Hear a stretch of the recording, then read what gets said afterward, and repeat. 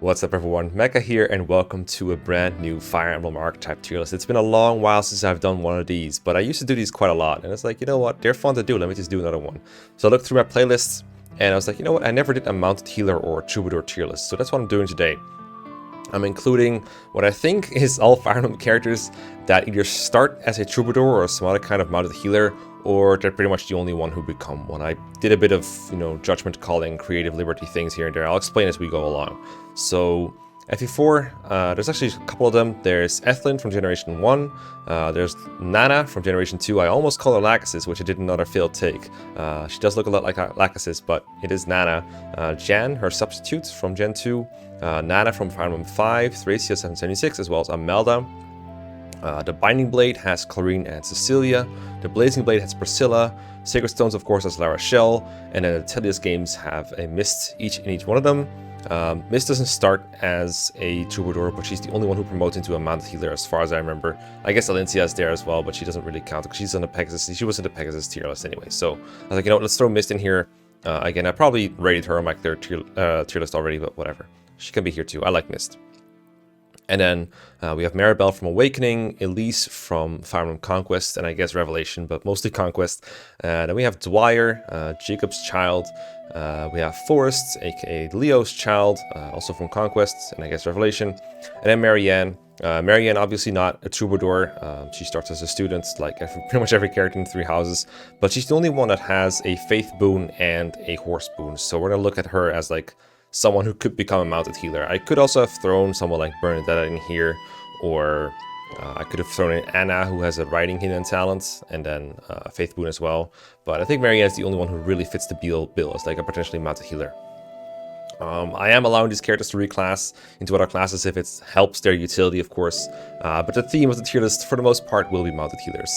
But yeah, this is an actual tier list. It's not a character guide. I will actually rate them according to their game performance, taking availability into account, and I will try to order them a bit within tiers. So, about Troubadours as a whole, these characters are almost never actually bad, because a Mounted Healer, or a Heals on Wheels as I like to call them, they're pretty much always going to be useful in some way during any turn, either through healing someone who's injured, which not only makes them not have to use a vulnerary, but it usually heals them for more, and it allows them to still use their player phase action to attack something or do something else. Speaking of something else, they can also do rescue drops very well in the games that allow them, and a lot of the games that we're going to discuss today do allow something like that. Or they might have some other kind of supportive utility, charm and things like that are kind of common among these, so they're pretty helpful for both passive and active buffs. Anyway, Ethlyn, we'll start off with her. This is a really good start to this list because I think she's an S tier. Hold up, my mouse is really being annoying lately. Ethlyn is really good. It's a little questionable to put her in S tier, I think, just because of availability alone, but other than that, you gotta admit she's fantastic. FE4 is a game where if you're not mounted, you're probably not keeping up with where almost everything is happening. Like, you have to actively hold back your mounted units in order to see combat with full units at all. And sometimes it's not an option, and one of the chapters where it's not an option is Chapter 2, where you have to rush to save Lachesis from an assault by Eldigan, or not by Eldigan, what's his name? Elliot, there we go. Eldigan is her brother. And then you gotta rush onwards to Heerheim to seize that castle, to save a bunch of villages from burning down, including the Bargain Ring. And to do that, you need like Sigurd and Quan and like other mounted units like Lex and maybe Alec, Badir, Noish, that kind of stuff. So basically, it's gonna be hard for foot units like Ira and Holden to keep up. And in the same vein, it's really hard to keep up with foot units who heal, like Ideen. I think she's the only one you get at that point. I guess Lachesis, but she's not really in any position to help you out at that point. You definitely don't want to move Lachesis up there. So the only way to heal your characters in that one is Ethlyn, a Troubadour, and the only one you get for the entire first generation. Maybe until like Lachesis promotes, then you have another mounted healer, but that's not happening at least until Chapter 4. So until then, Ethlyn is your only mounted healer, and she's pretty good at her job. She can use the Mend. I usually like to sell Ideen's Mend, give it to Ethlyn, and then give the heal back, because Ideen takes a while to get to combat, so you'd rather heal more with the mounted healer. And you might think, well, Sigurd and Quan are so powerful, why do they need a healer? They're pretty good, but FE4 doesn't have vulnerary, so it's the only way to heal them on the go. I guess there's a church somewhere where they're not in a convenient place, so healing them is pretty much only possible with Ethlyn. And as good as they are, they do get hit by all these armor knights, especially the ones using lances. You can't really leverage up a triangle over them, so they're bound to get hit every once in a while. Having Ethlyn available to heal them is great. In addition, FE4 also features the Return Staff, which is a staff that Ethlyn is, I think, the only one to reasonably use because she's the one who receives it in Chapter 1, and there's no reason to really sell it to anyone else, especially because Ideen already gets the Warp Staff. And Return is helpful in Chapter 2, especially again, because once you get to the later castles, here, Hein, and after that Amphony, you want to return your characters to the base so they can go back up and seize the other 2 castles on the map. And like that, there are several spots like that in FE4 where having the Return Staff is helpful. It also just allows you to grind XP if you want to. I usually sell it to Lachesis so she can grind up after Ethlyn is kind of done with the main duty of it. But it's an absolutely amazing staff, and Ethlyn is really good at using it because, you know, she can use it without falling behind. Her growths are awful, like her stats are not very good overall, but they're good enough to get a couple kills in the arena. And if that isn't enough, I think she also buffs Sigurd and Quan. She basically gives them abilities to get critical hits, which can be helpful every now and then. It's either a sibling crit or a lover crit. And I believe she also gives Quan 10 hit and avoid because they're lovers, but that's not super significant, but it's there, I guess. So that's why I think Ethlyn is S tier. And let's see if another Troubadour can match her. Now we have Nanna, and I might as well just discuss Jan in the same breath because they're mostly the same unit. FE4 Generation 2 is also very hefty on, you know, being mounted. Like, you want to be mounted to keep up on FE4. And they mostly do the same thing as Ethlyn, but spread out more. Like, Ethlyn leaves after Chapter 3, and these two are around for, other than Chapter 6, the entire first generation. And Chapter 6 is just a sell-off solo anyway in an efficient playthrough. So they're basically around for almost all game long. And their utility is less interesting than Ethlyn. It's really just keeping up with everyone, making sure they're topped off. Nanna also provides charm to units, which is pretty helpful. It's plus 10 hit and avoid for anyone within 3 tiles of her. So that allows you to increase reliability a bit, especially if you stack it with like Dermot and leadership stars. That can be like plus 30 or plus 40 avoid if you want it to be. And that is very helpful. Other than that, not a whole lot of spectacular things going on. You can do things like, if someone's ready to promote, like let's say Leaf hits level 20 somewhere during the map, you can return him home using Nanna, and then at home you can promote him, and then you can warp him back with like Julia or Lana or something, and they'll be right back into the action. So that's also pretty helpful. I find it especially helpful in Gen 2 for some reason, not so much in Gen 1. So that I think is nice. I think it deserves them both to be put in A tier because they both do basically the same thing. Like, Nanna gets much better inheritance, obviously, being, you know, a child rather than a substitute. So Nanna gets A-rank swords from the Holy Blood from Lachesis. She gets better strength growth. I think it's like 70 to 80% depending on the pairing. She's Finn daughter. She gets like plus 5 speed. Stuff like that. Jan doesn't really have any of that, but she doesn't really need it because the main utility is still just healing units and making sure they're topped off. And there's nothing else she really needs to do. But it does help Nanna level her up a bit easier and makes her combat, when she does get into combat, a bit better. I've never found that Nanna is particularly great at combat. She will probably inherit Pursuit from someone.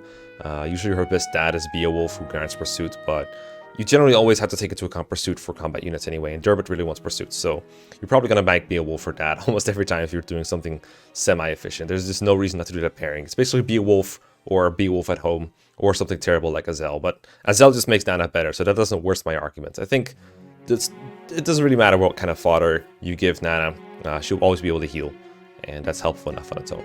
Then we have FE5 Nanna, and this is my favorite variant personally. I just think this one looks a bit too much like Lachesis, but with like a slight, not even a coat of paint, it's like slight, like the things in her hair, that's about it. That's like the only difference between her and Lachesis sometimes, I feel like. FE5 Nanna looks absolutely glorious. Kind of deer in headlights kind of thing going on, but that's about it. Also the closest one to S tier so far, besides Ethlyn, of course. Not quite there, but Nanna has most of the pros that she has in FE4, but in FE5 is just a very different game, so she still plays very differently. First of all, the personal sword that she has, the Earth Sword, which grants the Nosferatu effect, is just so powerful. Have the ability to just Nosferatu tank. I mean, if you've played Awakening, you probably know how good it is, and it's almost as good in FE5 as it is in Awakening at times. The drawback of FE5's Earth Sword, of course, is that it's a bit too heavy for Nanna, so she doesn't always double with it or even gets doubled, and that can kind of negate the whole point. But there are setups for Nanna where she's good enough with the Earth Sword to just one-on entire armies with it. The one I usually use is Wrath, because Wrath Nosferatu is such a deadly combo in that game. The only other units who can really pull it off, I think, is basically just Alone and then maybe Sarah or something. But Nanna, I think, is the best recipient for the Wrath scroll just because she comes so early, and because there's a reward for actually training her up with that Wrath. If you give it to Lenoan, she can't promote any sooner because her story is promotion based, so It doesn't really help her, and overall she's more of a staff utility than a combat unit anyway. Like there's no reason to throw Lenone in a bunch of combat for most of the game, other than endgame, but she can still Nosferatu tank there without the Wrath Scroll most of the time, I feel like. Whereas Nanna gets much of a boost for using Wrath that way, because Wrath and FE5, whenever you counterattack, you just crit, period. So as long as she hits the enemy, they're dead, she's alive, because the HP she drains from them with Nosferatu, or rather with the Earth Sword, is just so big. Other than that, she grants Charm. She has a mount in outdoor maps, but Nanna's one of the very few units in FE5 who I feel like is good in both outdoor and indoor maps, because she can keep up in outdoors with other mounted units like Finn and Fergus, or even Karen sometimes. But at the same time, you can deploy her indoors and still make use of Charm, because you're probably going to have 1 or 2 other 5-move units, so you're not going to be rushing ahead of her too far.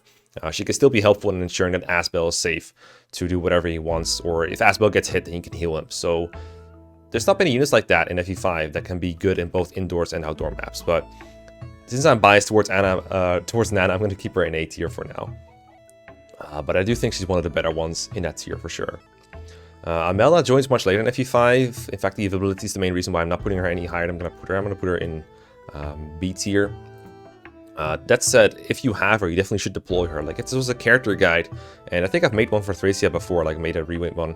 Pretty sure I put Amalda in like one of the highest parts of it, like not maybe the upper best one, but like A tier basically, but for character guides, so it's more like great or something, or like should always deploy, because she does only have C rank staffs. That's the main drawback of most of these Troubadours, honestly, is the low staff rank, but C rank staffs is pretty good in FE5. It grants you physic, it grants you sleep. I believe she cannot silence unless you staff grind her up. That sleep is pretty good. Amalda's main pro in FE5 is she has the highest magic in the game when you take into account the fact that she can use the Earth Sword. So with her A rank swords, she has access to B rank swords, which include the Fire Sword, and that will give her +5 magic on top of what her cap would be. Everyone else just caps magic at 20, but Amalda effectively has a magic cap of 25, and that will make it easier for her to hit certain thresholds to use status stabs on, for example, enemy Dark Bishops or Dark Mages to incapacitate them, which is really nice because in the end game, they can get up to 30 magic through the magic boosting floors. But if you get up to like, I don't know, if you get up to like 20 something and they use a magic up on her or a pure water, you can just surpass those numbers without having to be on a magic floor yourself. And that can be very helpful for certain threatening enemies. Other than that, just staff utility is very nice. It's kind of sad. Most of the mounted utility comes from, it usually involves like rescuing everything, but after Amalda joins, there's not many outdoor maps left, and the ones you do have, you usually want to warp skip or fly skip in some capacity because they're so tough to play sometimes. Like if you play them normally, you're just going to be miserable. Like the Poison Ballista map, I think is after she joins, but even if it's before, it doesn't really matter to me. Like the point is, you don't really want to be outdoors with Amalda a whole lot, but in indoor maps, she's still very good. So just like Nanna, useful in both outdoor and indoor maps is basically the point I'm making. Then we get to the GBA Fire Emblems, and this is where I started to struggle a little bit because it's hard to value how units perform in such different games, but we're going to give it a go anyway.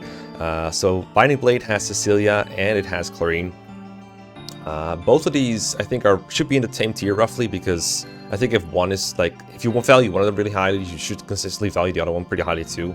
The key is really like the core Troubadour thing. There's always something useful to do in a GBA game for a Troubadour. They can either rescue drop someone further ahead. In FE6 case, it usually means something like rescuing Roy or rescue dropping Rutger further ahead to get him into combat sooner. And I mean, even if you're not an LTC efficient player or whatever, speedrunner, you could probably see why that's helpful, right? To just boost Rutger's movement like that. And if you don't want to rescue drop, then they can heal someone. And FE6 enemies, when they hit you, like they don't hit very often because their accuracy is so shit, but when they do hit you, they hit really, really hard, and you just want to heal up and make sure you can do it again without dying. So healing is still very helpful in that game. Staff rank is always an issue for Troubadours, especially for Clarine. I believe she joins with like a E rank or D rank. It's really low, and getting staff rank in FE6 especially is tough because every staff only gives you 1 weapon XP, no matter how high rank it is, and every single level requires 50 weapon XP to get another level in. This is different from FE7 and FE8, where I think from E rank to D rank it requires only 30 staff XP. So even though you can only use heal, I think you only need to use it like 15 times to get to D. Whereas Clarine, in order to get from E to D, she needs to heal 50 times, which is a big difference. She does get 1 staff rank on promotion to Valkyrie though, so that's a little helpful. Actually, she has D at base, so she can basically has D at base and then C rank after promotion, assuming you can get her there. But that's another big problem for Troubadours generally, is getting experience to begin with. Especially in the GBA titles, I find that the XP gain from healing is way too low compared to combat. If an enemy you fight, if you fight them once and then you kill them the next turn, you get 40 XP, 10 for chip and 30 for kills. It gets a bit lower later on, but that's generally how it goes if the enemy is roughly equal to you in levels. And that's pretty good, because most maps have more than one enemy for everyone to fight. So you can generally expect someone to get like multiple levels in a single chapter to see regular combat. For healers, they are limited to 11 XP for heal and 12 for mend. Like, first of all, just plus 1 XP for using a high rank staff is already pretty cruel, but that amount is also just so low. I remember that last promise, for example, a GBA hack changed it from, I think, 11 to 20 per heal, and it's much better. But vanilla GBA is just too slow. Like, if you can only get 11 per turn, and let's say you take like 20 to 30 turns for a map, that's still like maybe 2 to 3 levels, but that's a lot of turns for a single map. Usually you're done quicker, and most of these heals won't even be useful ones. You'll just get like an HP level up and heal it just to get XP on the healer. So you're really doing it just to get them XP. It's more like grinding them than anything else. And I usually find when I'm not playing extra slowly that units like Sarah, units like Clarine, units like Priscilla even, they just fall behind in experience, because killing a single enemy is usually going to be like 30 to 40 XP for someone, but healing the damage that the single enemy did is only going to be 11. So there's going to be a huge discrepancy as the further the game goes along.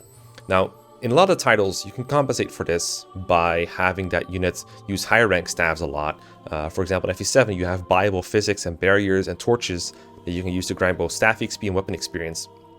But FE6 doesn't have those. It has like 1 barrier staff, I think 1 or 2 torch staves maybe, and probably like 1 or 2 physics as well. It might be like a buyable physics shop at some point late in the game, but it's nowhere near as prolific. So grinding experience and staff experience on units like Clarine and Cecilia is much harder, especially because they also give 1 rank or 1 weapon XP. So for me, that makes Clarine and Cecilia a bit worse. I would still like to put them in the B tier, because like I said, these units can never be bad. Like, mounted healing is always super useful. So not a big problem for Clarine and Cecilia is that their stats are just not very good. They're not very good for combat units. Like, Clarine particularly just has defenses that get her 1-hit KO'd in her joining chapter and onwards. Fortunately, her joining chapter, the enemies don't attack her for the most part, but afterwards you'll find that if you put her in danger at all, she'll be in danger of dying. Now, she can become a dodge tank if you want her to be. Her speed and luck become really good when leveled up a lot. But like I said, leveling up a lot is kind of a challenging thing for a Troubadour if you're not slowing down to do it. And in addition, I think to reliably dodge everything, you do need supports. And she does have really good supports with Rutger and Deke that gave her like plus 25 avoid at max level as well as max critical hit. I did that on my first playthrough, and it was fantastic to see her dodge everything and crit everything, and I kind of compensated for low magic. But grinding supports with her takes a long time as well. So Clarine is really a matter of, if you're playing even remotely efficiently, she'll be very slow at leveling up, and as a result fall behind in stats. And if you're playing slowly and grinding her up like to whatever 20 unpromoted and then promote her, then yeah, her stats will be good enough to dodge everything, because enemies just won't be able to hit her, and you can just grind supports with Deke and Rutger and get it done. But that's going to take like 80 turns per support level or something, because the supports are not fast at all. So keep that in mind. Cecilia, on the other hand, she requires like no training at all to be useful, which is why I like her so much. I made a whole waifu video about her, and I mean like waifu, like, you know, we analyze interesting Fire Emblem units, right? Not any other way, but Cecilia is like really good for that. She has C rank stabs at base, which means she can use recover at base to compensate any flaws in her magic. She can also, she can't physic people, I believe that's B, which is unfortunate, but there's still like restore, for example. It's a very helpful staff to have around in FE6, because it just spams status after you, and it's really annoying. So the more restore you have, the better. Even if you're already using Clarine or anyone else, Cecilia will always be a welcome addition to your team. She can also do chip damage fairly safely. The one bad thing about Cecilia, though, is that she joins in a map that makes her look bad, and as a result, people think she's bad because she only has, like, I think 2 move at base in the desert. It sucks for her, but after that, she has 8 move and 1 to range, which is huge. She can chip flyers with Excalibur or Air Caliber. If you want her to, she can probably get to 4 Blaze, although I wouldn't really recommend shooting for that too hard, because she's not a great attacker. She's just a great support unit. Like I said, Troubadours always have something to do. It's either rescuing or restoring or healing. She can do all those things without any training whatsoever, and I think that's great. The main flaw compared to other characters is relatively low availability. I'm not penalizing FE4 characters for being around for like half the game, because that's the way the game is structured, and I just consider like one generation to be a full bit of availability, and comparatively Cecilia is a bit worse off because she's only around for half the game, but she is a fantastic support character despite her low stats. And if you have never tried using Cecilia for just support and chip damage, I recommend you do, because you'll find that if you don't expect her to be super amazing at combat, she does just fine, and she does survive like one enemy if you misplace her a little bit, so that's helpful too. Clarine usually gets O-code until she's been trained a lot, which I also think speaks for Cecilia. I personally prefer using Cecilia over Clarine, but I think Clarine in the long term is better, and I think overall people will probably prefer using Clarine if they're just raising units from the ground up, trying to make them really good. Then there's Priscilla from FE7. She has the same problems with the XP that other GBA Troubadours have, but fortunately Priscilla's in a game where you can buy high rank stabs that I just mentioned, like Torch, Barrier, and Physic, so she can level up quite a bit once you've reached the Kinship Spawn, Secret Shopping, gotten all those stabs, and from there she doesn't really snowball or anything. I still think she falls behind on levels, especially if you go slightly fast. If you go slow, you heal every little wound, heal poison damage every turn, then she'd probably keep up. The nice thing about healing XP that I haven't mentioned so far is it's usually semi-unlimited, whereas combat XP is limited to how many enemies you fight. So if there's 5 enemies to kill, you have to split that XP over your units. And no matter how you move it around, you still only have 5 total. But healers are basically have an infinite-ish source of XP, because theoretically speaking, wounds are almost infinitely available. Of course, in practice, that's not the case, because there won't be someone available to heal every single turn. But then again, that's what barrier is for. Like, you can spam barrier as much as you like, as long as you have barriers. And since you have a lot of gold in FE7 and Secret Sin and Silver card, you can probably get as many barriers as you would want. So yeah, that's helpful for Priscilla, I think. And then there's just quite a lot of utility for stabs in general in FE7 Hector Heart mode. If you think about Cog of Destiny or Genesis, or really any late game map, there's probably something kind of used for the restore staff, or if not, Physic is helpful, Hammer is a really good staff to have around, Rescue, Warp are also around late in the game, so Priscilla has a lot of things to do. I would mention Warp for these girls, for example, but they can't reach it. The same goes for like Nanna, for example, in FE5. They just don't have the staff rank.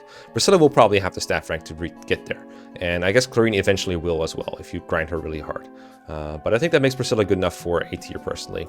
I made like a sketch of how I want this to look, so I'm just making sure I'm putting this in the right tier. And it looks like this is roughly how I'd have it. I actually think Priscilla is a little better than the FE4 ones in Gen 2, but that's personal preference. That's like details. Then we get to La Rochelle from FE8. Now this is one of the ones that I think is actually kind of bad. I don't think she's great, or I also don't think she's unusable. Obviously I don't think she's great, or I wouldn't put her in D tier, but I don't think La Rochelle's that good. Disclaimer, I did use her on my first playthrough. I grinded La Rochelle up to hell and back, but the big problem for La Rochelle is she's under-leveled, but she cannot catch up because she doesn't have higher XP gain than everyone else. She gets the same XP that Clarine or Priscilla gets, but instead she's level 3 over halfway through the game in chapter 11, both on Erica route and Ephraim route. So despite the fact that La Rochelle joins below everyone else and has better growth than everyone else, she just doesn't grow any faster. So you know how Nino, you can raise her up if you get kills with her because her XP gain is faster than everyone else? That doesn't go for La Rochelle because she just doesn't benefit from her low level in any way. And in fact, it hurts her because she doesn't have the option to promote and become a better class in FE8 until level 10. And I mean, she needs 7 levels of grinding. There's also no buyable stabs, I don't believe, for her, maybe until chapter 14 or so. I generally don't make use of those anyway. She can generally get to level 10 if you wanted to, but it usually just involves fighting skirmishes or going to Tower of Volney. There's nothing wrong with doing that, but I'm not taking that into account for this tier list. And that kind of hurts La Rochelle. I also don't like how she has 6 move as opposed to the 7 move that Troubadours have in the other GBA games. I don't know why they nerfed Troubadours in that game. It's kind of unfortunate for her. But it is how it is, and now at least Dazla can keep up with her and give her support, I guess. That can be worth. But yeah, really good growth and really good end result. I will quickly mention Natasha. I know she can promote to Valkyrie, so she technically is one. But I really wanted to stick to people who started Troubadours or people who are like the only Troubadours in the game, like Miss is going to be. So I'm going to leave out someone like Natasha, who can technically become a Valkyrie and become a mounted healer, but won't be. I know it's a bit inconsistent, but you know, if you don't like my tier list, you're free to make your own. Then there is Mist from FE9 and FE10. We'll just go over Path of Radiance Mist first, because why not? So, I'm not super big on Mist. I think she's okay. I think I'm going to end up putting her in C tier. And the reason is, I think Mist investment is a little weird. Like La Rochelle, she joins a bit under leveled. It's not as badly as La Rochelle, but still like chapter 9 from the top of my head. As like a level 1 cleric. FE9 is a game where healing is occasionally handy, but at some point your units become so good that they barely need it at all. If you think of a unit like Oscar or Kieran or Ike, they will have their Earth Affinity activated and really high HP defense to the point where enemies just cannot kill them, even if they tried very, very hard. And I'm talking about FE9 Maniac, or Hard mode, by the way, not necessarily Maniac mode for Japanese. We're just talking about the English release here, where the enemies are just weak and not so numerous that you will need healing a lot. And even if you do need healing, vulneraries and elixirs exist, and physics exists, and Mist probably cannot use it. It's kind of weird. I don't believe that there's any way to arm scroll Mist's staff rank, because I don't think she equips staves. I don't remember this for sure, but I think you can like arm scroll Reese if you want him to. Like if you equip like light magic, it goes up to same rank as staff rank, and that lets him get higher rank if you want him to. But either way, Reese has no issues reaching the physic requirements, but Mist has a bit of an issue doing that. Now that said, there's still like a low resource way that you can get Mist to catch up. That doesn't really hurt your performance all that much, and that would be bonus experience here under 10 and giving her a master seal. In Path of Radiance, you can promote by having units reach level 20 and then reaching one more level so to get like effectively level 21, and that promotes them. So you don't need to use a promotion item like pretty much every other game in the series besides like Tellius, the other Tellius game. And that can be helpful because it means the Master Seal is probably free for Mist to take. And not many other units wants to promote early. They'd rather grow out the stats a little bit or just promote naturally. Maybe the Sages might want to promote early, but even that is a rarity. You get multiple Master Seals anyway. And then you get a promoted Troubadour for just the cost of bonus experience her up a little bit and then having a mount. And the biggest utility I think from Mist, overall the biggest unique utility, is the fact that you can heal while on wheels, I guess, and cancel away when in danger. But I think it's like pretty minor overall in the context of FE9, where your units are just so durable that you don't need that all that much. And if you do, the physics staff is available. So I'm not super big on it, but she's okay. But she's definitely not as good as these up here, where they're in games where healing is more of a necessity rather than a luxury, if you will. But that's how I would probably advise using Mist if you don't want to invest into her. Again, you can slow down and train her, either from feed up more bonus experience to get to higher levels. You can just staff grind for a while. You can boss abuse if you want, or just play a chapter really slowly, heal every little wound, and get her to a higher level. You can give her arm scrolls to get to a high rank sword, and then use the Sonic Sword to do chip damage if you want that. Those are all good ways to make Mist long-term viable. There's all kinds of feel-good things you can do with Mist. If you want to fight the Black Knight with Ike, then having Mist available is really good. I'm not going to explain exactly how that works because, I don't know, maybe someone is watching this without having to play Path of Radiance. But it is helpful to have Mist trained if you want Ike to get revenge on the Black Knight.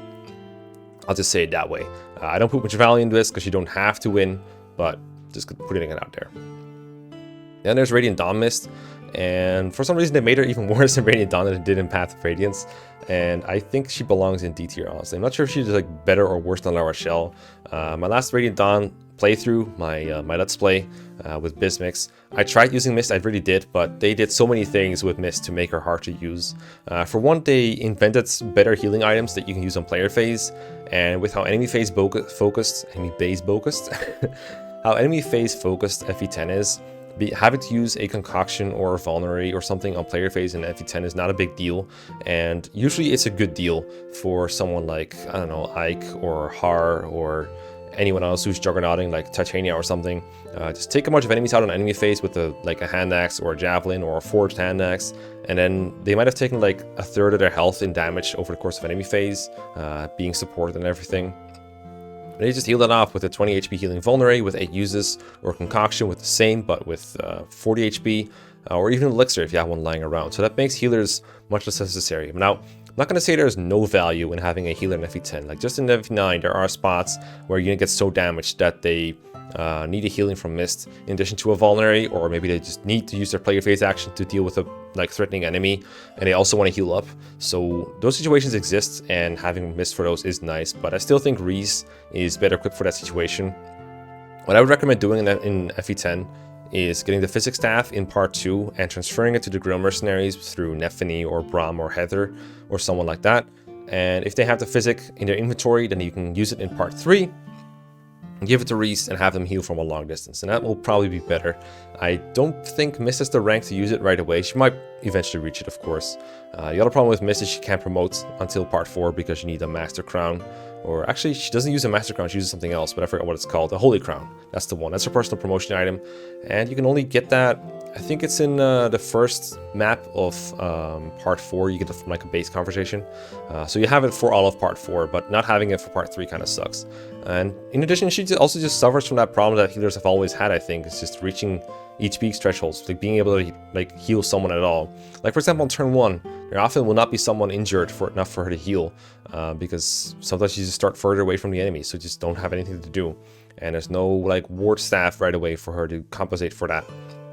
And then also just really high enemy density in that game, so lots of enemies to fight, but not necessarily more turns to heal. In fact, you want to finish maps quickly to get more bonus experience. So in that way, there's also like less of an incentive to stick around and grind up Mist healing. But, you know, if you want to do that, it's still there. I just don't think she's that good. Next up is Maribel from Fire Emblem Awakening. I also don't think she's very good, but I do think she has some utility. I actually do think La Rochelle's a bit worse than Mist, though. So Maribel is in Awakening, a game where healing I think is kind of... I'm like over halfway through Awakening right now with Raisins, and I'm enjoying it a lot, but I'm finding it hard to justify deploying Maribel. I'm using almost everyone in my army. I mean like literally almost everyone. I have deployed the strangest configurations of units. I've tried incorporating child units into my armies. I love my child soldiers. I've made like... I think I've paired up every character so far and just used them at some point in the game, even as pair-up bots. But Maribel, I thought like, I did her for like one map, I played her for one map, and she just couldn't do anything for me. It's too annoying. That's partially on me because I just didn't grind her as much as I grinded some other characters. But the problem with Maribel is just there's little reward for it. She is a Troubadour, which means mount healing in theory, but healing in Awakening period is just not all that great. It's okay. I guess it doesn't help that I'm using Lissa full time, so she kind of takes that slot in my team. I generally just don't need more than one healer. But Maribel also just doesn't have very good stats. Like, sure, she has the mount, but then she compensates backwards for it. Like, she uncompensates for it by having all kinds of other bad traits. Like, mostly just worse stats all around. That's really the main problem with Maribel, I've found. And I just don't find the mounts all that useful. Awakening is a game where like the normal horses, like not the flying ones, but the normal horses have the worst utility, I think, in some of Fire Emblem, because they just don't add all that much to the movement options you have, because you can just pair up with a flyer to get more movement, or you don't even need to move full move. You just move like 6 move and then fight a bunch of enemies. Like every map is route anyway, so you generally just don't care about moving very far. I don't know, it's weird to explain. I really could do a better job of grinding my Maribel up, but the fact that she needs it at all, I think, is a sign that she's not all that fantastic. So maybe it's my lack of experience, but I don't find her very good. Rescue utility would be nice. I do think it's nice that she has more range with the rescue staff. But at the same time, it's E rank, so anyone can use it. So compared to someone like, even like Rickon or, you know, Anna or something, I think they have more utility with rescue staff than she does, despite the fact she's supposed to be specialized in staffs. I do want to give her a couple points for being able to reach physic rank sooner than those kind of characters, because of their lower staff rank, I think. I actually don't remember what Anna's staff rank is. Maybe it's actually higher than hers. But the point stands against someone like Rickon or what's the other mage you get? Miriel, for example, I guess. If they become sages, they have a worse staff rank, but they'll probably have better range anyway. Now that we're like deep into 3DS Emblem, this is where my expertise really starts fading away, because I haven't played Awake Fates in a while. Like, I've played Awakening for a while now, but I haven't played Fates in a long while. So excuse any errors I might make, but it's not serious of a tier list, and if you don't like it, you just make your own. So Elise, from what I know about Conquest, is a very good unit. I'm going to put her in A tier. One of the better units, partially because she's not locked to being a healer, but I do think she's useful as a healer itself. Like, Conquest is obviously a game where the enemies are very threatening, especially on Lunatic, so being able to just shrug off their damage with an attack from Elise and being able to attack is obviously great. Something else that Elise does that I really enjoy is turning her into Wyvern Rider and actually just start attacking people with her. That does make it easier to use both Dual Strikes and Lydia's Poise, because if she's a Troubadour, she can still make use of Lydia's Poise by standing behind someone and boosting their offense and defense. And that's great, but it also potentially negates their Dual Strike, because if Elise ends up in, you know, paired up combat or in a Dual Strike mode or whatever you want to call it, she doesn't attack as a Troubadour. If you guys are of a wyvern, then suddenly she starts attacking people, and you actually get a benefit out of pairing up with her or having her stand behind you, and that I think is great. So that's pretty good. I haven't really done a full playthrough with Wyvern Elise yet. I do know, like, from playing normally with Elise, like a Troubadour at staff utility in Conquest, it's not always great, but when it's really good, when you're using someone like a staff, like Enfeeble or Freeze, those staffs can be very, very helpful to negate the gap between the enemy strength and yours, which I think is very relevant in Conquest. Like, those staff utility, when it comes in handy, it's absolutely crucial. Even just rescue staff uses in, like, endgame, for example, I think are a huge boon to someone's usability. Even if they're only doing that, then I think it's pretty good. But over the course of the game, I think Elise contributes plenty enough to be in A tier, regardless of whether you make her a Troubadour or a Wyvern or even something else. Now, unfortunately, Elise is the character that I had the most experience with out of all the Conquest units on this list. I don't really know much about Dwyer or about Forrest, unfortunately. I have used Dwyer for staff utility, and what I've seen from him so far makes me like him enough that I want to put him in, like, B tier at the very least. I've used him for mostly the same things that I just listed. It's just ranged staff utility, like rescuing or entrapping or stuff like that. That's what I used Dwyer for. I haven't really gone too deep into reclassing him. I know Jacob is a fantastic unit with a lot of class options that are helpful, and I do believe Dwyer inherits most of those, so he seems versatile enough to where he can do things besides just being a staff bot, but the staff bot utility alone is convincing enough for me. I don't really have a whole lot to say on Dwyer or Forrest besides that. I've actually never recruited Forrest. I have recruited Dwyer before.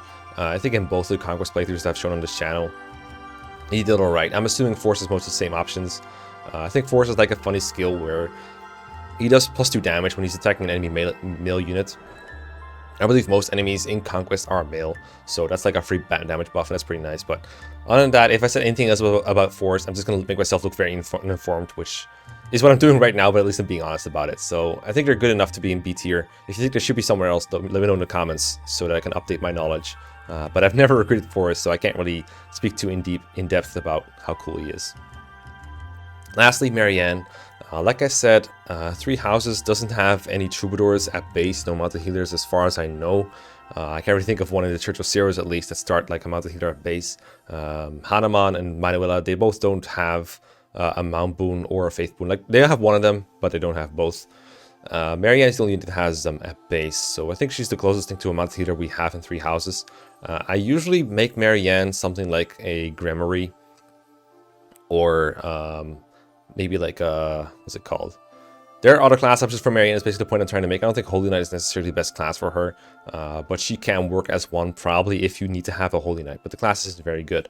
Marianne has some folly spells. One funny thing about Marianne is that she learns Silence, which recently was discovered that Silence, when it hits an enemy, it silences them, but when it misses an enemy, it also silences them. So no matter what, you cannot miss Silence in FE3 houses.